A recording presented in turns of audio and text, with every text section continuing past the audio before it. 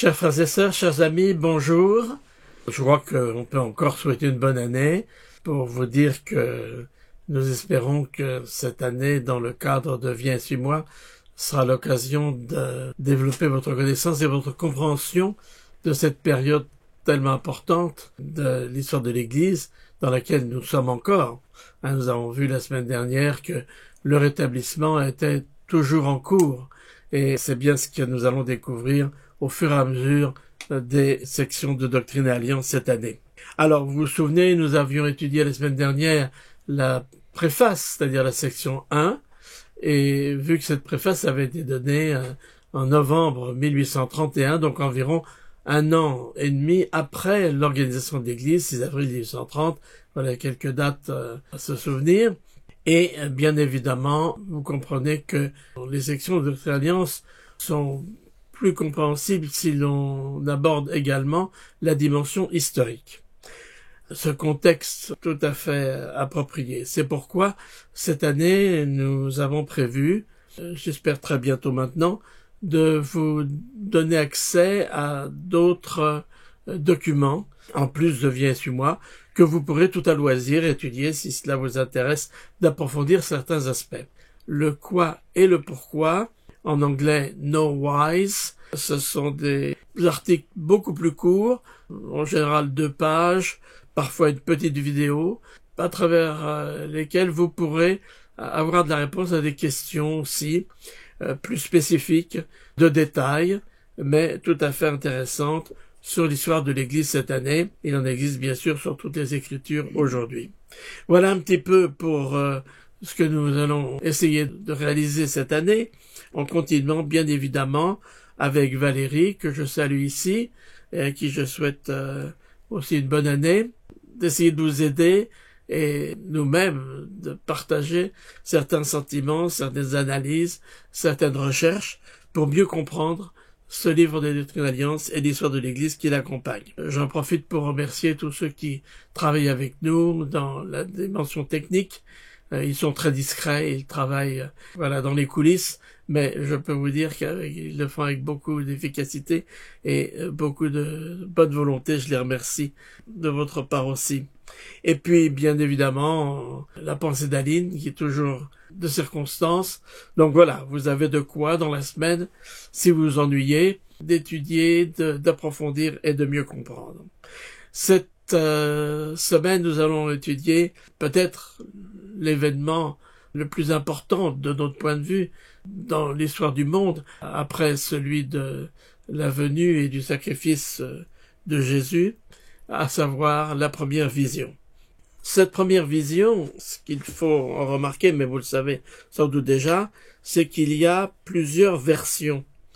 Il y a d'abord une version de 1832, celle-ci est de la main même de Joseph Smith, puisqu'en effet, c'est son premier récit. Il l'a dicté, cependant, tout au début de son ministère, en 1832. C'est la version, je dirais, peut-être d'une certaine manière la plus personnelle, et elle se concentre davantage sur la vision de Joseph, à savoir, dans ce premier récit qu'il fait à l'âge de 27 ans, on voit qu'il est préoccupé par son propre salut. Il recherche le pardon. C'est la seule version qui est véritablement directement de sa main. Elle fait partie de son journal et il parle là d'avoir vu le Seigneur. 1835, nous avons une autre version qui a été donnée à un homme du nom de Robert Matthews, qui était en visite à Kirtland, en Ohio, et c'est Warren Parrish qui a écrit cette version, qui était là aussi donnée par Joseph Smith et qui a été rapportée dans son journal. Ici, il va mentionner le Père et le Fils, et il mentionnera même le fait d'avoir vu des anges.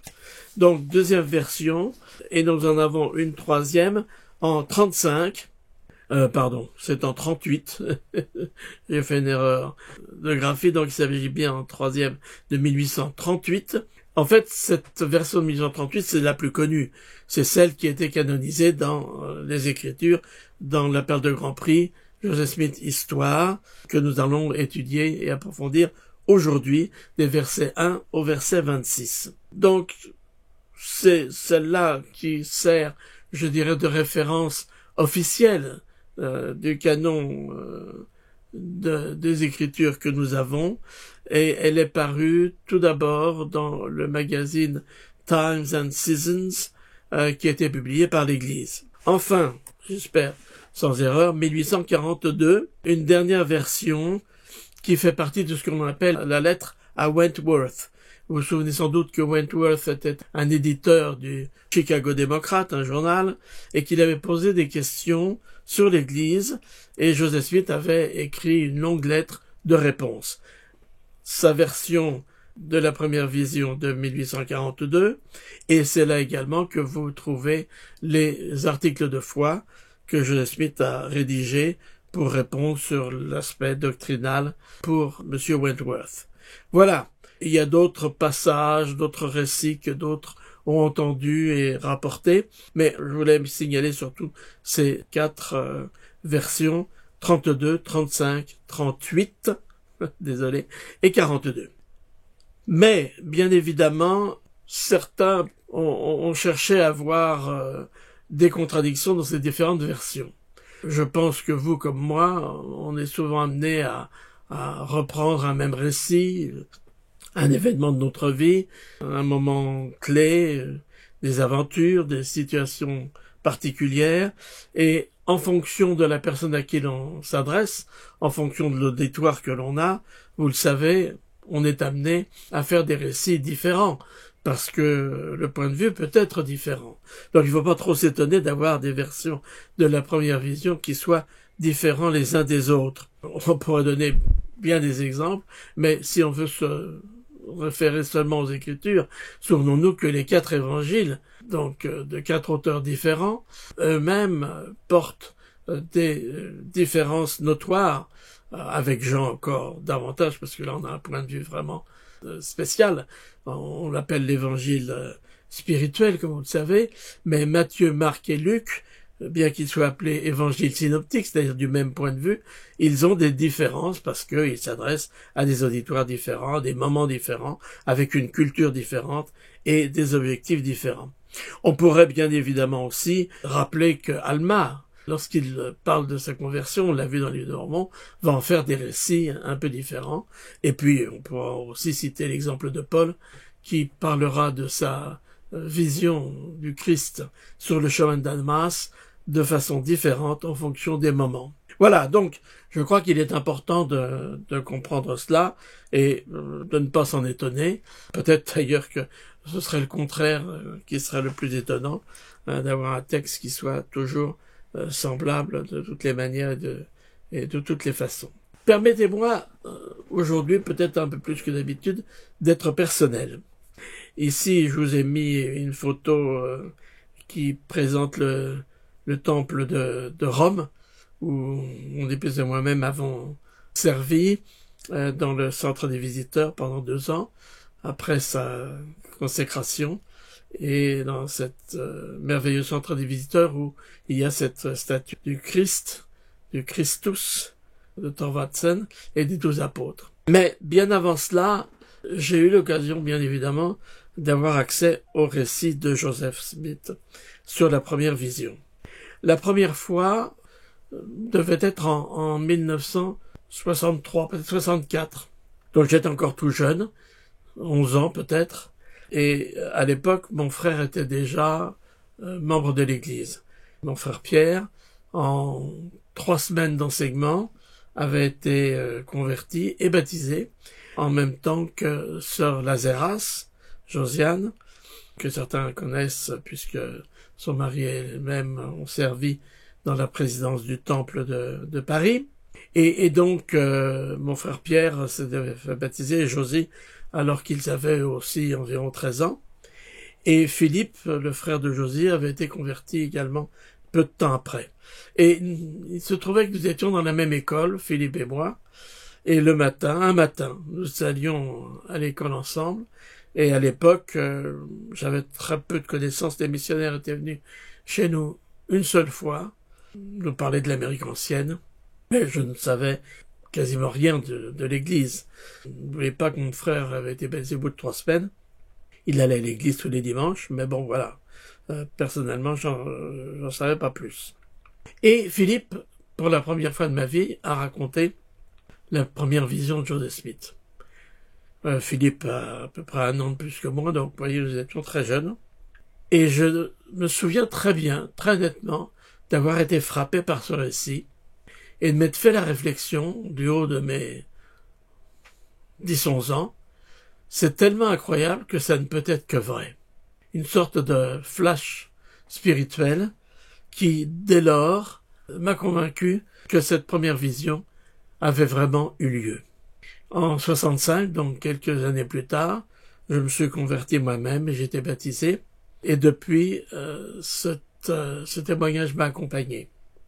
Et j'aimerais partager une autre circonstance, beaucoup plus tard. Nous sommes en 1983, et mon épouse et moi-même servons comme président de la mission italienne de Milan. On est arrivé depuis 2-3 semaines, donc c'est tout nouveau. Je suis relativement jeune comme président de mission, j'ai un peu plus de 30 ans. Et ce jour-là, je reçois le coup de fil d'un missionnaire de la mission qui me dit « Président, il faut que je vous parle ». Bon, c'est toujours inquiétant quand un missionnaire vous appelle pour vous parler rapidement, mais comme il habitait, enfin son appartement était pas très loin de la mission, je lui dis « écoutez, venez cet après-midi et on va se voir ». Et en effet, ce missionnaire arrive, il s'installe dans le bureau en face de moi et il déplie un papier divisé en deux colonnes. D'un côté, les raisons pour lesquelles il devrait rester en mission, et de l'autre côté, les raisons pour lesquelles il devrait rentrer, alors qu'il est encore relativement jeune en mission. C'est très net, vu la longueur des colonnes, que les raisons pour lesquelles il devrait rentrer sont beaucoup plus nombreuses pour lui à ce moment-là que les raisons pour lesquelles il devrait rester. Je l'écoute attentivement. Je suis convaincu que ce que le Seigneur désire pour lui, c'est qu'il reste en mission et qu'il accomplisse cette expérience et son devoir. Mais comment le dire? Je suis un jeune président de mission, je dirais avec peu d'expérience évidemment, au bout de quelques semaines, et je me dis mais comment je vais pouvoir lui dire, lui faire comprendre, peut-être le convaincre. Et alors qu'il termine sa liste, ou ses 2 listes, tout d'un coup me vient à l'esprit, et je dois dire que c'est pas du tout moi, mais c'est vraiment le Seigneur qui me pousse et qui me dit « Lis le récit de la première vision de Joseph Smith ». Et je l'invite à ouvrir ses écritures, je fais de même, et je lui demande de lire le récit de la première vision. Et je vis au-dessus de moi une colonne de lumière qui descendit jusqu'à tomber sur moi, plus brillante que le soleil de midi, etc. Et au fur et à mesure qu'il lit, l'émotion le prend, les larmes commencent à couler, pareil pour moi. Et je lui dis, vous voyez, Elder, ou bien c'est réel, et alors, je pense que vous avez votre réponse, vous êtes là où vous devez être pour partager votre témoignage de cette première vision de Joseph Smith qui a permis le rétablissement de l'Église de Jésus-Christ sur la terre. Ou bien c'est un mensonge du début à la fin. Qu'est-ce que vous ressentez? Évidemment, on est tombé dans les bras l'un de l'autre et il est resté en mission. Il a servi très fidèlement, peut-être des meilleurs missionnaires que j'ai pu avoir. Ce récit très réel, cette expérience où l'esprit était vraiment très présent, a été un autre moment particulier, je pourrais en citer bien d'autres, mais où ce récit de Joseph Smith était devenu très réel. Quand la lumière se posa sur moi, je vis 2 personnages dont l'éclat et la gloire défient toute description, et qui se donnaient au-dessus de moi dans les airs. L'un me parla, m'appelant par mon nom, et dit, en me montrant l'autre, « Celui-ci est mon fils bien-aimé, écoute-le. » J'espère qu'à la fin de cette petite vidéo, vous aurez pu, dans votre étude personnelle, dans vos prières, dans vos réflexions, obtenir un témoignage renouvelé ou peut-être pour la première fois, de la véracité de ce récit. En effet, c'est bien ce qui s'est passé. Et nous allons le voir plus en détail avec cette histoire que nous allons étudier donc dans la parole de Grand Prix, Joseph Smith Histoire, chapitre 1, en fait, il n'y a qu'un seul chapitre, et on va regarder ensemble un certain nombre de versets. Et tout d'abord, j'aimerais qu'on lise le verset 1. Étant donné les nombreuses rumeurs qui ont été mises en circulation par des personnes mal intentionnées et intrigantes à propos de la naissance et des progrès de l'Église de Jésus-Christ des Saints des derniers jours, rumeurs qui ont toutes été conçues par leurs auteurs pour militer contre la réputation de l'Église et ses progrès dans le monde, j'ai été amené à écrire cette histoire pour détromper l'opinion publique et pour que tous ceux qui cherchent la vérité soient mis en possession des faits tels qu'ils se sont passés, soit en ce qui me concerne, soit en ce qui concerne l'Église, dans la mesure où j'ai ces faits en ma possession. Voilà, donc Joseph a pour intention de contrer les erreurs et les mensonges qui circulent au début de l'Église, à son propos et au propos de l'Église même. Son but est de rétablir la vérité. Et c'est ce qu'ils veulent faire. Et il parle de sa situation personnelle, il ajoute. Je suis né en l'an de grâce 1805, le 23e jour de décembre, dans le village de Sharon, comté de Windsor, État de Vermont. Mon père, Joseph Smith, quitta l'État de Vermont. Alors en fait, la famille de Joseph a connu des moments difficiles. Depuis le Vermont, relativement bien peuplé, ils ont dû s'installer dans une région où il y avait peut-être plus d'opportunités de développement matériel, mais aussi une région plus dure, dans l'État de New York, au nord de l'État de New York, à Manchester, Palmyra. Il y aura 3 années de saison difficile, des récoltes quasiment inexistantes, donc une situation financière des plus difficiles pour la famille Smith, mais pas que pour eux, évidemment, pour tous les gens de la contrée. On est dans une situation de frontière, comme on dit, hein, et nous sommes là au début du deuxième grand réveil, 1820. Cette population nouvelle, dans une région nouvelle, a peu de temps à consacrer à la religion. Et évidemment, les prédicateurs de l'époque y voient une opportunité pleine de promesses pour pouvoir ramener des brebis perdues vers leur église, parce que il y en a déjà bien sûr un grand nombre. Et c'est ce que Joseph va expliquer en parlant d'une agitation à propos de la religion. Voilà ce qu'il nous dit. À un moment donné, au cours de la 2e année qui suivit notre installation à Manchester, il y eut, dans l'endroit où nous vivions, une agitation peu commune à propos de la religion. Elle commença par les méthodistes, mais devint bientôt générale chez toutes les confessions de cette région du pays. En effet, toute la contrée paraissait en être affectée, et de grandes multitudes s'unirent aux différents partis religieux, ce qui ne causa pas peu de remue-ménage et de division parmi le peuple, les uns criant « par ici » et les autres « par là ».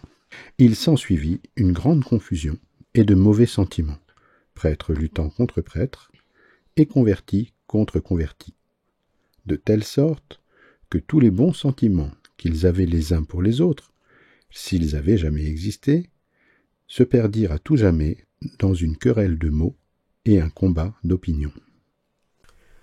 Voilà, alors en effet, nous allons essayer maintenant de comprendre le tableau est planté, hein, tous ces prédicateurs religieux, baptistes, méthodistes, épiscopaliens, etc., qui viennent et qui prêchent, qui essayent de convertir. Ce sont ces camp meetings en plein air où on va prêcher le repentir, la conversion par le Saint-Esprit, etc. Et je vais passer la parole à Valérie. Chère Valérie, bonjour encore une fois, et je te laisse le micro, si je puis dire, afin que tu nous dises un petit peu les sentiments de Joseph dans cette période. Bonjour à tous, bonjour Christian. Dans les lignes qui suivent, Joseph nous fait part de ce qui l'agite intérieurement, ce qui se joue à l'intérieur de son esprit, de son cœur.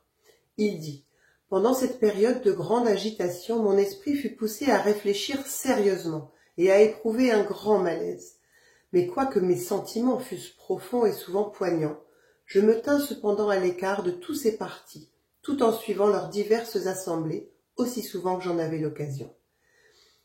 Il était impossible à quelqu'un d'aussi jeune et d'aussi peu au courant des hommes et des choses que moi, de décider d'une manière sûre qui avait raison et qui avait tort. Là, on a la clé de ce qu'il recherche. Au milieu de cette guerre de paroles et de tumulte d'opinions, je me disais souvent, que faut-il faire? Lequel de tous ces partis a raison? Ou ont-ils tous tort, autant qu'ils sont? Si l'un d'eux a raison, lequel est-ce et comment le saurais-je? Ce moment qui est crucial pour le jeune Joseph est également un moment qui est crucial pour l'humanité. Là, on a là un moment de bascule. Ce qui me frappe, moi, c'est l'humilité du jeune Joseph, qui est pleinement conscient de ne pas pouvoir résoudre ce problème tout seul.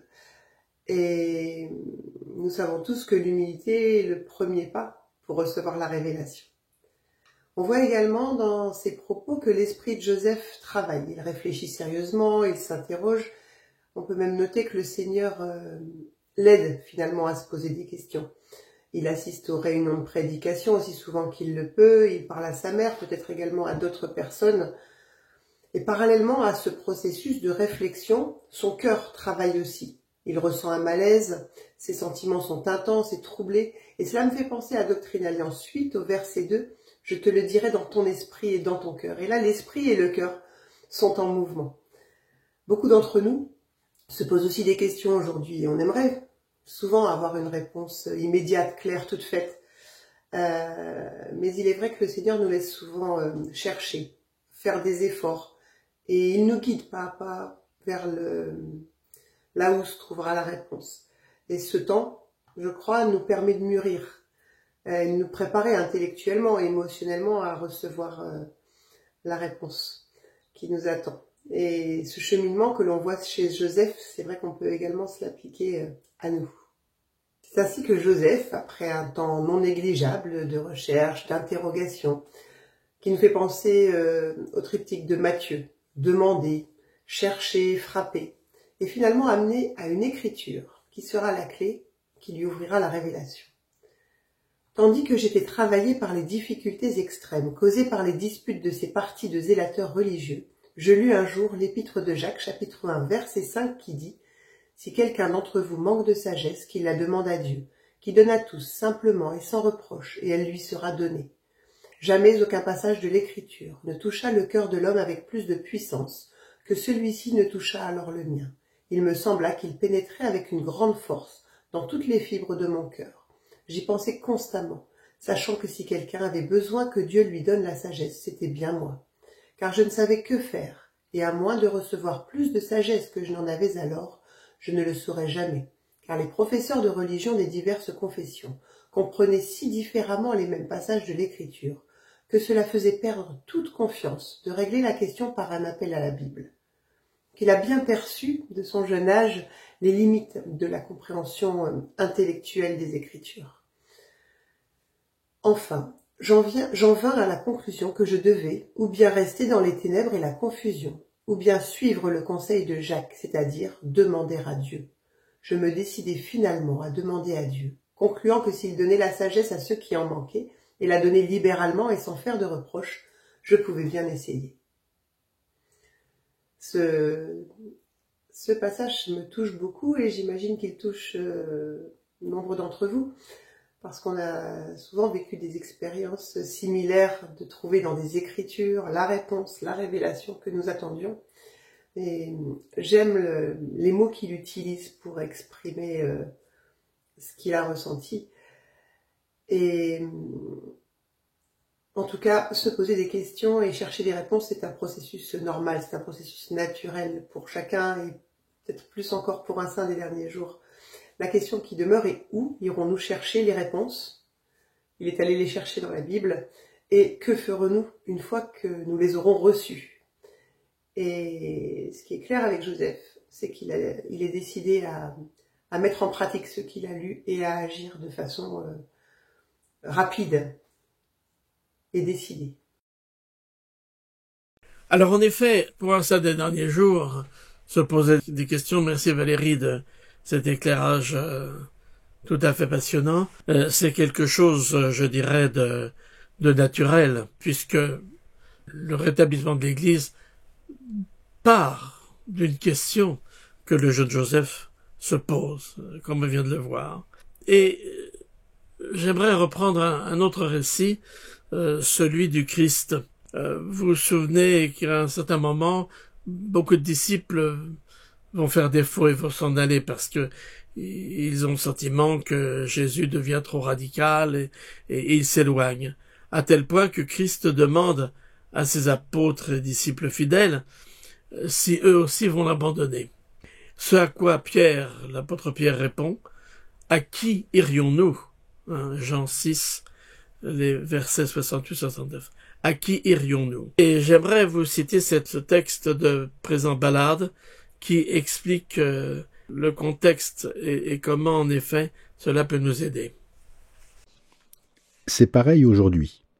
Pour certains, l'invitation du Christ à croire et à persévérer continue d'être dure ou difficile à accepter. Certains disciples ont du mal à comprendre une règle ou un enseignement précis de l'Église. D'autres ont des interrogations à propos de notre histoire ou des imperfections de certains membres et dirigeants passés et présents. D'autres encore ont du mal à vivre une religion aussi exigeante. Enfin, certains se sont lassés de bien faire. Pour ces raisons et d'autres, la foi de certains membres de l'Église vacille. Ils se demandent s'ils ne devraient pas suivre les disciples qui se sont retirés et ne plus aller avec le Christ. Peut-être qu'un point de doctrine, une règle, un pan de l'histoire, vous fait remettre votre foi en cause, et peut-être, pensez-vous, que la seule manière de résoudre immédiatement votre trouble intérieur consiste à ne plus marcher avec les saints. Si vous vivez aussi longtemps que moi, vous saurez que les choses finissent par se résoudre d'elles-mêmes. Une histoire inspirée ou une révélation peut jeter une lumière nouvelle sur un problème. Souvenez-vous, le rétablissement n'est pas un événement ponctuel, il continue de se dérouler. Alors en effet, je crois que c'est une bonne question. Où irions-nous? La question c'est de savoir comment résoudre ces problèmes. Est-il plus prudent de demander à l'Esprit Saint, à Dieu, ou à Google, pour avoir des réponses à nos questions? Alors, un autre texte dont vous vous souvenez sans doute, qui est celui de président Uchtdorf, sur cette question de doute et sur le caractère naturel de se poser des questions dans notre vie de saint des derniers jours. Il est normal de se poser des questions. Souvent, la graine de la recherche honnête germe et se développe jusqu'à devenir un grand chêne de connaissances. Il y a peu de membres de l'Église qui, à un moment ou un autre, ne se sont pas débattus avec des questions graves et épineuses. Un des objectifs de l'Église est de nourrir et de cultiver la graine de la foi. Même, quelquefois, dans les terrains sablonneux du doute et de l'incertitude. La foi, c'est espérer en des choses qui ne sont pas vues, mais qui sont vraies. C'est pourquoi, je vous en prie, mes chers frères et sœurs, mes chers amis, doutez de vos doutes, avant de douter de votre foi. Voilà. Je crois qu'il est important, et je vous encouragerai d'ailleurs, si vous voulez vraiment approfondir cette question, d'aller revoir ces deux discours, celui d'Elder Ballade et celui de Uchtdorf, qui sont tout à fait inspirants. Qui allons-nous suivre? Internet, les leaders d'opinion, les Écritures, Dieu, la prière? Dans cette nouvelle année 2025, est-ce que je peux nous suggérer à tous de venir à Dieu pour avoir des réponses? Même si celles-ci ne sont pas immédiates, même si elles demandent de notre part un travail, une recherche, une méditation, est-ce que ça ne pourrait pas changer les choses, comme ce fut le cas pour le jeune Joseph Smith, et conséquemment pour ceux qui nous entourent, voire pour le monde entier? Pensons-y.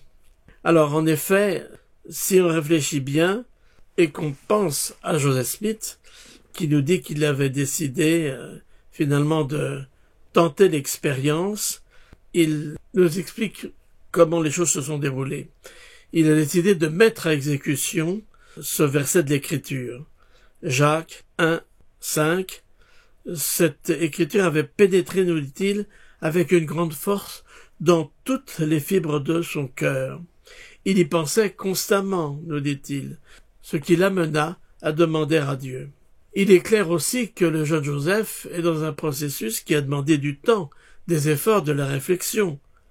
Enfin, nous dit-il verset 13, il en vint à la conclusion qu'il fallait agir et tenter l'expérience. Il est en train d'apprendre ligne sur ligne, précepte sur précepte. Il obtiendrait une réponse dans la mesure où il est prêt à s'engager et à agir. Il en va de même pour nous. Les choses prennent du temps parfois, sans doute plus que nous le voudrions, mais je crois comprendre qu'il y a là de la sagesse de notre Père Céleste. Nous ne sommes pas devant un distributeur automatique où il suffit de mettre une pièce, poser une question, pour obtenir tout de suite la réponse attendue. Il y a un processus plus profond qui non seulement nous apporte une réponse, ça n'est pas seulement répondre à une question de curiosité, mais c'est nous aider à changer à travers les réponses que nous recherchons. Voilà ce que Joseph Smith raconte. Ainsi donc, mettant à exécution ma détermination de demander à Dieu, je me retirai dans les bois pour tenter l'expérience. C'était le matin d'une belle et claire journée du début du printemps de l'an 1820. C'était la première fois de ma vie que je tentais une chose pareille, car au milieu de toutes mes anxiétés, je n'avais encore jamais essayé de prier à haute voix. Après m'être retiré à l'endroit où je m'étais proposé, au préalable, de me rendre, ayant regardé autour de moi et me voyant seul, je m'agenouillai et me mis à exprimer à Dieu les désirs de mon cœur. À peine avais-je commencé que je fus saisi par une puissance qui me domina entièrement et qui eut sur moi une influence si étonnante que ma langue fut liée, de sorte que je ne pouvais pas parler. Des ténèbres épaisses m'environnèrent et il me sembla un moment que j'étais condamné à une destruction soudaine. Alors ceci ne peut pas ne pas nous faire penser à notre récit. D'ailleurs, Joseph lui-même dira qu'il avait eu le sentiment d'entendre des pas derrière lui, qu'il s'était levé, qu'il regardait autour de lui et qu'il s'était rendu compte qu'il ne pouvait plus parler, enfin, une sorte d'étouffement, si on peut dire. Et tout cela nous fait penser au Christ qui part dans le désert pour être en communion avec son Père et qui va rencontrer et confronter Satan, vous vous en souvenez, qui cherche à le faire échouer à la veille du début de son ministère. Deux moments de l'histoire de l'humanité qui auront une importance cruciale, qui seront des pivots de l'histoire, deux moments où l'opposition se manifeste. Non pas une opposition légère, une opposition, je dirais, douce, mais une opposition réelle. D'une certaine manière, ces expériences auront permis à Joseph de goûter la réalité de l'adversaire. Et à partir de là, il pourra faire la différence entre les ténèbres et la lumière, entre Satan et Dieu. Ceci donc l'amène à cette vision de la colonne de lumière. Voilà ce qu'ils nous ont dit. Je vis, exactement au-dessus de ma tête, une colonne de lumière plus brillante que le soleil, descendre peu à peu jusqu'à tomber sur moi. À peine était-elle apparue que je me sentis délivré de l'ennemi qui m'enserrait. Quand la lumière se posa sur moi, je vis deux personnages dont l'éclat et la gloire défient toute description, et qui se tenaient au-dessus de moi dans les airs. L'un d'eux me parla, m'appelant par mon nom, et dit, en me montrant l'autre, « Celui-ci est mon fils bien-aimé, écoute-le. » En tant que saint des derniers jours, nous sommes habitués à ce récit. Nous sommes bien familiers maintenant de cette première vision de 1820. Mais peut-être finalement ne nous rendons-nous pas totalement compte de la portée spirituelle, doctrinale de tels événements.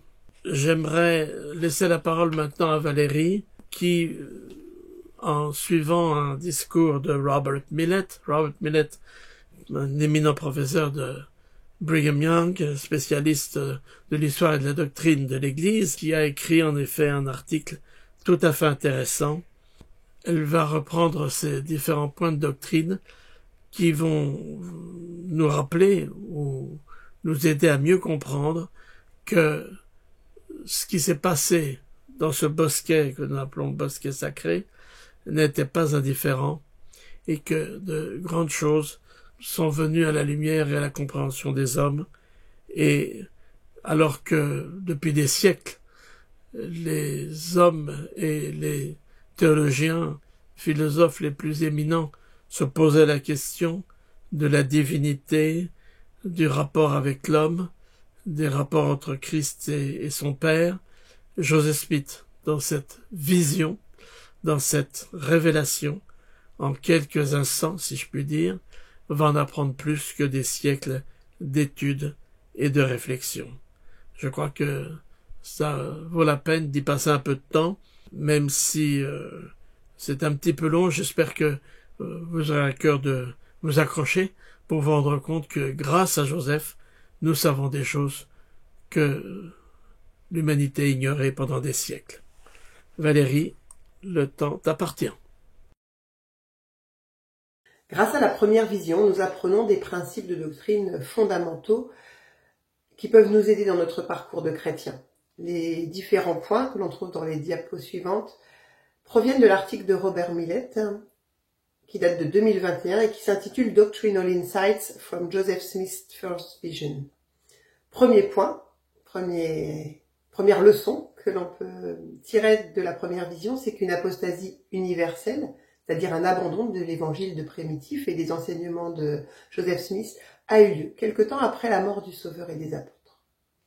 Deuxième point, les credos de la chrétienté étaient inacceptables pour le Seigneur. Le credo de l'Église chrétienne de l'époque, c'était des formulations doctrinales, théologiques, élaborées lors de différents conciles qui réunissaient les chrétiens d'Occident, les chrétiens d'Orient, et qui étaient destinés à clarifier l'interprétation correcte de la doctrine, et en même temps, et d'ailleurs surtout, pour identifier les croyances hérétiques. Il y a différents credos qui sont cités. Je vous laisse les lire si ça vous intéresse. Le plus célèbre, c'est celui qui a été formulé à Nicée en 325, sous la direction de l'empereur Constantin. J'en cite un extrait qui est le plus connu. « Nous croyons en un seul Dieu, le Père Tout-Puissant, créateur de toutes les choses visibles et invisibles, et en un seul Seigneur, Jésus-Christ, le Fils de Dieu, l'unique engendré du Père, c'est-à-dire de la substance du Père, Dieu de Dieu, lumière de la lumière, vrai Dieu né du vrai Dieu, engendré et non fait, consubstantiel, c'est-à-dire d'une même substance ou essence, nature, au Père. » Cette déclaration qui est l'essence même du concept de la Trinité pour la majorité des chrétiens n'est pas destinée à être comprise par les croyants. Pour eux, c'est juste un fait. Et moi, quand je lis cela, je pense au premier discours de conférence générale qu'a donné Elder Cossé en octobre 2008, où il a expliqué que le fait qu'un principe peut être compris par un enfant est une preuve de sa force et non de sa faiblesse. Parce que cela a permis au Saint-Esprit d'en témoigner avec force. Et là, effectivement, on n'est pas dans la simplicité, on est dans quelque chose de doctrinalement très élevé. Parce qu'il faut le relire à plusieurs reprises, et je pense que la plupart des catholiques ont du mal à apercevoir de quoi il s'agit ici. Il ne contient pas et ne peut pas contenir toute la parole de Dieu. Affirmer que la Bible est la parole complète et définitive de Dieu, c'est le concept de sola scriptura pour les protestants, revient à revendiquer plus pour la Bible qu'elle ne le revendique elle-même. Nulle part, on indique qu'après l'ascension de Jésus, après le ministère et les écrits des apôtres du 1er siècle, la révélation de notre Père, sous la forme d'écriture, cesserait. 4e point, nous apprenons de l'histoire de Joseph que Satan n'est pas un mythe, une métaphore, mais bien un être réel qui cherche inlassablement à contrecarrer le plan du Père et à bloquer ainsi la progression de ses enfants. Le jeune Joseph a appris de première main que le malin est un être réel du monde invisible. 5e point. Joseph a appris que le salut est dans le Christ, puisque devant lui, dans le bois sacré, se tenait Jésus-Christ, le Fils de Dieu, en compagnie du Père éternel. Et donc, il a pu apporter un témoignage qui concordait avec celui des auteurs du Nouveau Testament, que la résurrection est une réunion réelle du corps et de l'esprit, et que la vie continue après la mort. Joseph a appris de son expérience que le Père avait une forme humaine. La plupart des chrétiens de l'époque du prophète croyaient que Dieu le Père est un esprit. Et pour cela, il citait souvent Jean 4, verset 24, « Dieu est un esprit ». Et d'ailleurs, c'est toujours le cas pour la majorité des chrétiens aujourd'hui. Donc cette expérience devait pour lui être particulièrement marquante par rapport au contexte et à l'éducation religieuse qu'il avait reçue. 7e point, le Père et le Fils sont des personnes séparées et distinctes. Des êtres distincts, des dieux distincts. Si on prend un extrait du credo athanasien, qui date de la fin des années 400, début des années 500, si vous voulez tout lire, je vous laisse le mettre en pause pour cela. De même, le Père est tout-puissant, le Fils est tout-puissant, le Saint-Esprit est tout-puissant, mais il n'y a pas 3 êtres tout-puissants. Il n'y a qu'un seul être tout-puissant. Donc cette idée vraiment de 3 personnes mais un seul être, c'est ce qu'on appelle l'unité ontologique du Père, du Fils et du Saint-Esprit, c'est-à-dire le cœur de la doctrine de la Trinité, et c'est ce qui était adopté par la majorité des chrétiens du 19e, et c'est toujours le cas aujourd'hui.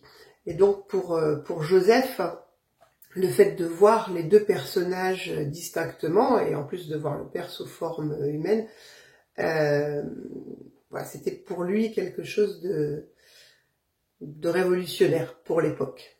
Et ce qui peut expliquer également le fait que son témoignage ait été rejeté par les gens à qui il en a parlé, parce que ça ne collait pas du tout avec les croyances de l'époque. 8e point, Joseph a appris que le Seigneur allait bientôt commencer une grande restauration et qu'il serait l'instrument par lequel Dieu initierait cette restitution ou rétablissement de toute chose, telle qu'elle a été prévue par les anciens. On trouve ça dans Acte 3, au verset 21. Il s'agirait d'une nouvelle dispensation de l'Évangile dans laquelle, comme l'a écrit l'apôtre Paul, Dieu réunirait en un seul tout ce qui est dans le Christ, tant dans les cieux que sur la terre en lui. Éphésiens 1, verset 10. Et là, on arrive à un point où Joseph n'était pas venu pour ça, il voulait simplement savoir si c'était vrai ou faux. Et j'imagine que, voilà, il n'était pas forcément prêt à ce que lui-même soit impliqué dans la suite des événements. 9e point, Joseph Smith a rencontré un Dieu personnel, un Dieu accessible, connaissable. Et il est naturel que ceux qui croient que Dieu et l'humanité sont fondamentalement d'une race différente, d'une espèce différente, croient aussi que Dieu est impassible, c'est-à-dire incapable d'émotion ou de ressentir de la douleur. Joseph a appris dans le bosquet que Dieu connaît ses enfants par leur nom, un par un, car le premier mot prononcé au garçon de 14 ans était son prénom. Joseph, ça aussi c'est révolutionnaire. Et à la fois que Dieu soit sous forme humaine, distinct de son fils, mais également ses qualités c'était pas du tout la manière dont Dieu était représenté à l'époque. Le président Dieter Uchtdorf a énoncé une vérité profonde lorsqu'il a enseigné. Alors que nous pouvons regarder la vaste étendue de l'univers et dire « Qu'est-ce que l'homme par rapport à la gloire de la création ?» Dieu lui-même a dit que nous sommes la raison pour laquelle il a créé l'univers. C'est le paradoxe de l'homme. Comparé à Dieu, l'homme n'est rien. Pourtant, nous sommes tout pour Dieu. Magnifique parole. 10e et dernier point,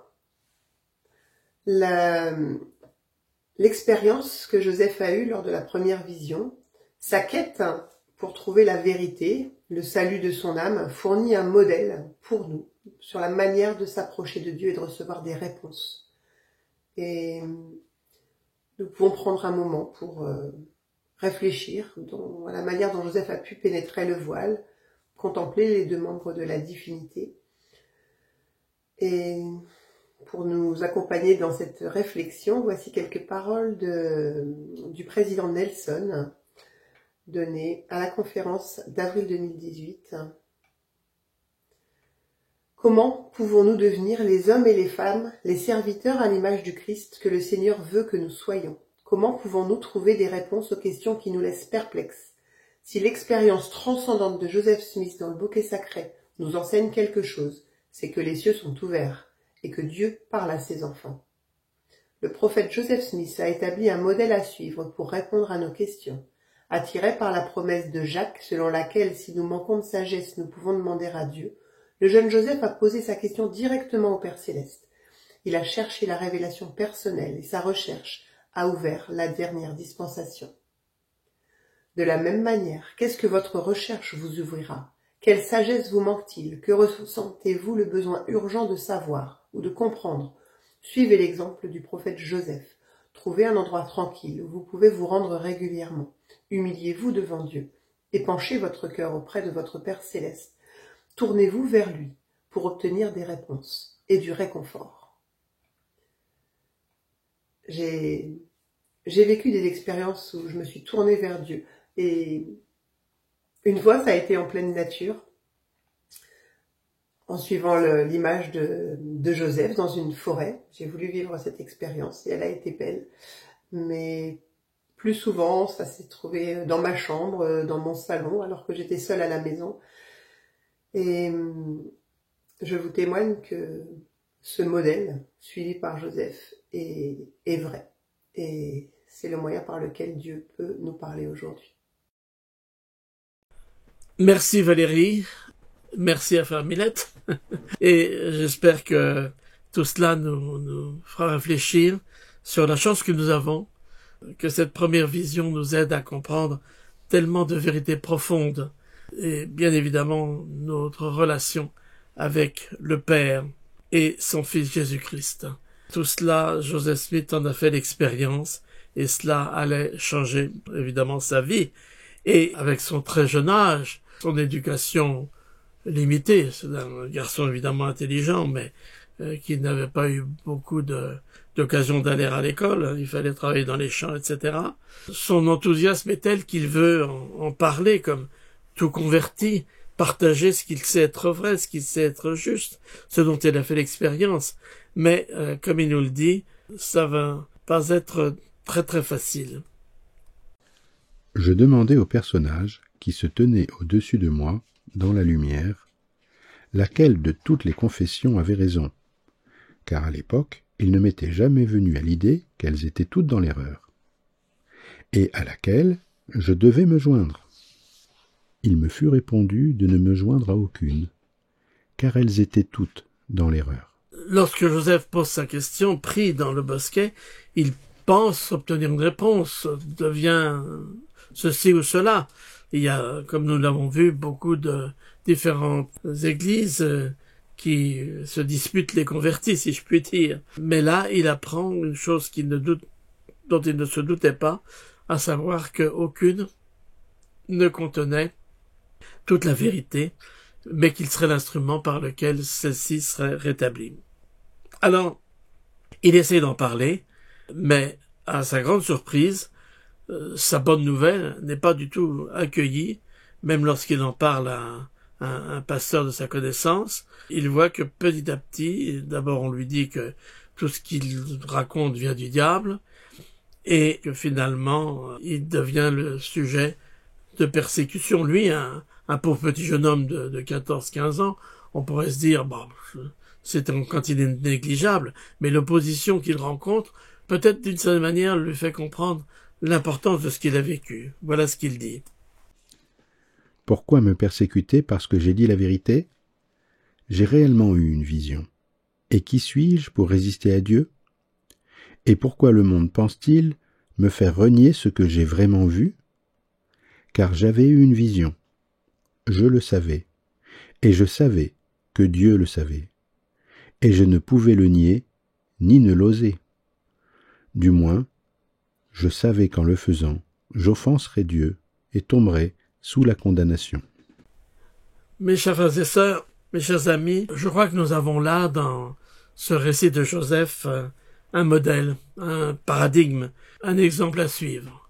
En effet, ce qui a précédé sa vision, nous l'avons vu, c'était une recherche, une réflexion, des doutes, des questions, mais qui l'ont amené à s'en remettre à Dieu, à travers les Écritures, comme on en a parlé, à travers sa réflexion personnelle, et finalement à travers la prière. Il a pu recevoir cette vision qui était la première de nombreuses visions et d'inspirations. Alors, est-ce qu'il n'y a pas là pour nous un modèle à suivre? Est-ce que nous aussi, nous ne devrions pas suivre ce même, je dirais, chemin? Certes, nous n'allons pas nécessairement recevoir des réponses à nos questions à travers des visions célestes, mais nous aurons sans aucun doute des indications, des suggestions, des éclaircissements, des inspirations, des flashs d'intelligence, des compréhensions, des sentiments, des expériences émotionnelles aussi, souvent accompagnées de manifestations physiques, de la vérité. En bref, des révélations vont nous venir. Et je crois que c'est ce que nous pouvons souhaiter pour les uns et pour les autres au cours de cette année 2025, que, comme l'a indiqué président Nelson, nous soyons plus aptes à recevoir des révélations pour que notre vie soit plus pleine. Mes très chers frères et sœurs, j'aimerais vraiment, au début de cette année, partager avec vous mon propre témoignage de quelques années maintenant, de la véracité de cette vision. Joseph Smith a bien vu le Père et le Fils, ils lui ont parlé, et comme nous l'avons vu, peut-être l'une des choses les plus importantes, c'est que non seulement le Seigneur connaît notre prénom, mais il nous connaît. Il connaît nos besoins, il connaît nos situations, il connaît nos circonstances, et tout ce qu'il fait, c'est de pouvoir nous aider, nous éduquer, nous amener petit à petit, en suivant ce chemin des alliances en particulier, à venir vers lui. Puissions-nous suivre Joseph sur ce chemin. Son exemple est véritablement éclairant pour nous tous. Encore une fois, entretenons ce témoignage, car l'adversaire est bien réel aussi, mais le Saint-Esprit est là pour nous accompagner, si nous le voulons bien. Au nom de Jésus-Christ. Amen.